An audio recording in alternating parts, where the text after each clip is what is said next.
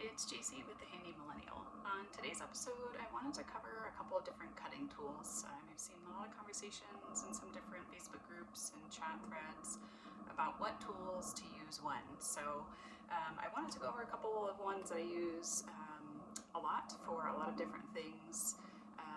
One example here was to cut this angled piece of wood behind me to make a cover where I'm going to install a spice rack in the kitchen. So for that tool, and probably one of the most basic tools you should always have with you in your kit, is a plain old circular saw. So this comes in both a corded and battery powered option depending on what you're doing with it.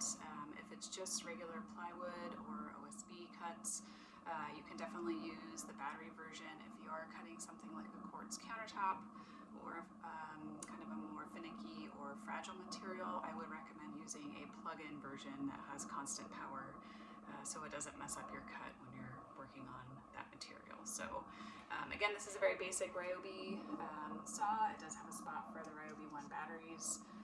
Great tool. This is a small 5.5-inch version, so I got these blades on Amazon. There are different number of teeth depending on what material you're cutting. So this is a very general purpose blade here. Again, great for plywood, cutting lumber, stuff like that.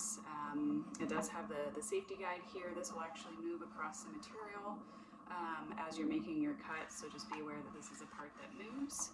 And then also you can adjust the angle and the depth of the blade on these tools. So read the instruction manual to get familiar with it depending on what you're doing.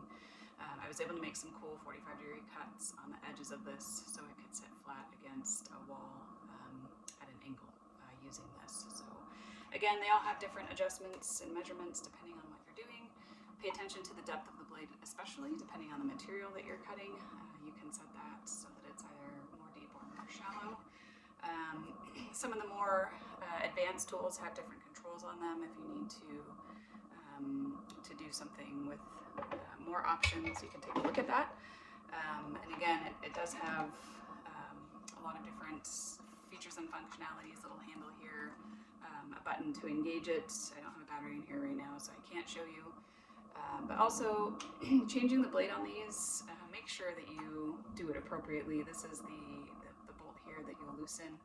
Sometimes saws are actually backwards, so it's not loosen righty-tighty, it's actually the other way. So just keep that in mind depending on what blade you're using and what saw you're using. It'll tell you the direction that the blade needs to spin, usually on the blade itself, so that you're aware. Make sure you put the teeth in the correct direction for the cut. So kind of a rundown of a circular saw. Again, great beginner tool. Definitely recommend having one of those in your toolbox to use for various projects.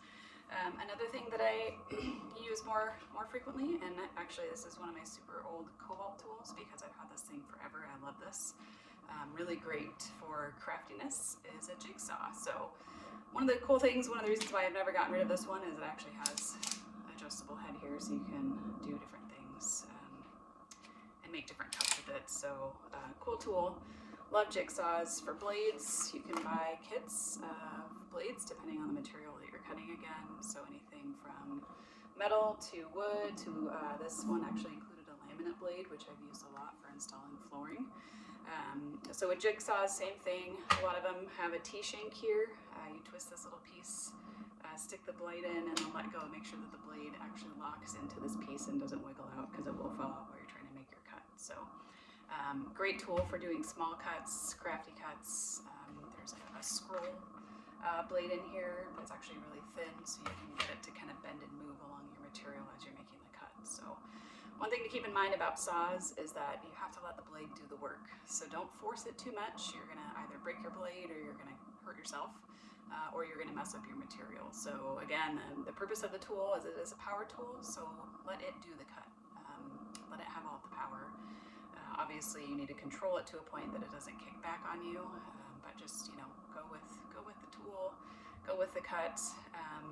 One question that I get a lot is, how do I start a cut with a jigsaw? So some tools like circular saws or sawzalls, which I'll cover in a different episode, are capable of making what's called a plunge cut, which means that you can dive right into the material and get it started depending on where you need to start and end your cut. So for example here, cutting out a spot for the sink with the OSB underneath that I use to mount the quartz to.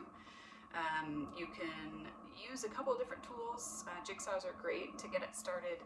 You can drill a pretty big hole, so if you get a big drill bit, you can drill it anywhere inside of the material that you don't need. So I know it's kind of confusing. I'll probably be able to show you in an upcoming video on how to do how to start jigsaw cuts. But basically, when you draw out your square or your shape for the sink, just pick anywhere inside of the material that you're going to throw away, drill a hole in it, and then that's how you can get your cut started with a jigsaw. So again, really awesome, really versatile. You can do a lot of stuff with jigsaws. They're coming out with different types of blades all the time.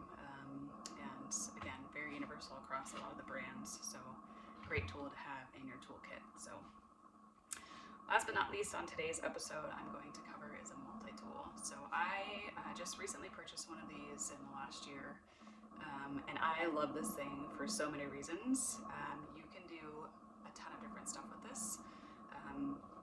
Just a word to the wise though, it is a very powerful tool. Again, this one actually has a lot of different adjustments. It looks very simple, but it does have a speed adjustment here, so you can adjust the speed depending on what you're cutting.